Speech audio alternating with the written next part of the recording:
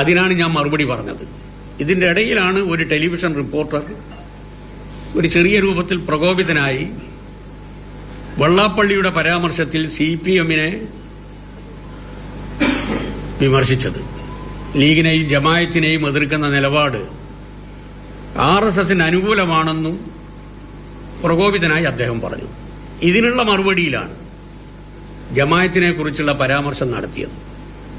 എന്നാൽ അന്നത്തെ ദൃശ്യമാധ്യമങ്ങളിൽ, അതായത് 6-ാം തീയതിത്തെ ഈ ഭാഗം ഒരു രൂപത്തിലും പ്രാധാന്യത്തോടു കൂടി വന്നിട്ടേയില്ല. ഒരു ദൃശ്യമാധ്യമം മാത്രമാണ് അത് കൈകാര്യം ചെയ്തത്. തൊട്ടടുത്ത ദിവസത്തെ ഒരു ദിനപത്രത്തിലും വാർത്ത വന്നിട്ടില്ല. എന്നാൽ 7/1/2006 ആ ദിവസം തന്നെ നേരത്തെ സൂചിപ്പിച്ച ദൃശ്യമാധ്യമ റിപ്പോർട്ടർ ജമായത്തെ പ്രശ്നം മാത്രം എടുത്തു പറഞ്ഞ് പ്രതിപക്ഷ നേതാവിന്റെ ശ്രദ്ധയിൽപ്പെടുത്തി. പിന്നീട് പ്രതിപക്ഷ നേതാവ് വിവാദമാക്കി. തെറ്റിദ്ധാരണ പരത്തുന്ന രൂപത്തിൽ എന്റെ പ്രതികരണം തെറ്റായ വ്യാഖ്യാനം കൊടുത്തുകൊണ്ട് പ്രചരിപ്പിച്ചു. മാറാട് വീണ്ടും ഓർമ്മപ്പെടുത്തുന്നത് വർഗീയ ധ്രുവീകരണം പ്രോത്സാഹിപ്പിക്കാനാണ് എന്ന വ്യാപക പ്രചരണം നടത്തി.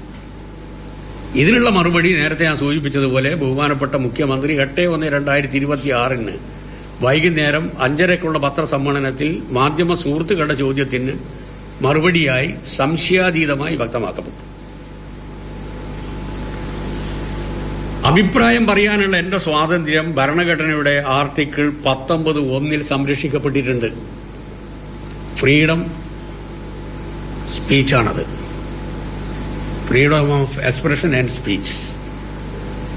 മാത്രവുമല്ല, വർഗീയതക്കെതിരായിട്ടുള്ള ആശയ പ്രചരണം അത് ഭരണഘടന 51(a)(e)-യിൽ കൃത്യമായി വ്യക്തമാക്കിയതാണ്. ഈ രണ്ട്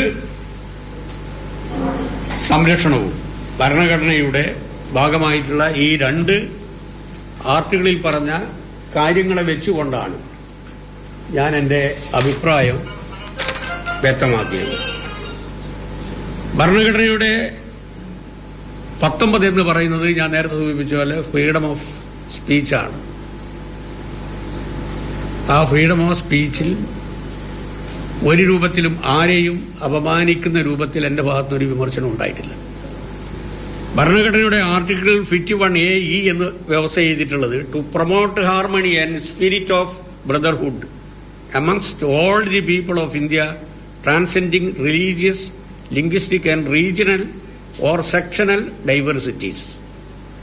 ഭരണഘടന അനുശാസിക്കുന്ന ഈ ഫണ്ടമെന്റൽ ഡ്യൂട്ടി നിർവഹിക്കാനുള്ള ഒരു പൊതുപ്രവർത്തകന്റെ കടമ മാത്രമേ ഞാൻ നിർവഹിച്ചിട്ടുള്ളൂ.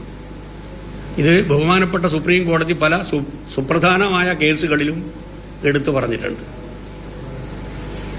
ഡിഫൈമേഷന്റെ പേരിൽ എനിക്കയച്ച വക്കീൽ നോട്ടീസ് എനിക്ക് കിട്ടിയത് 9-ാം തീയതിയാണ്, ഇന്നലെ.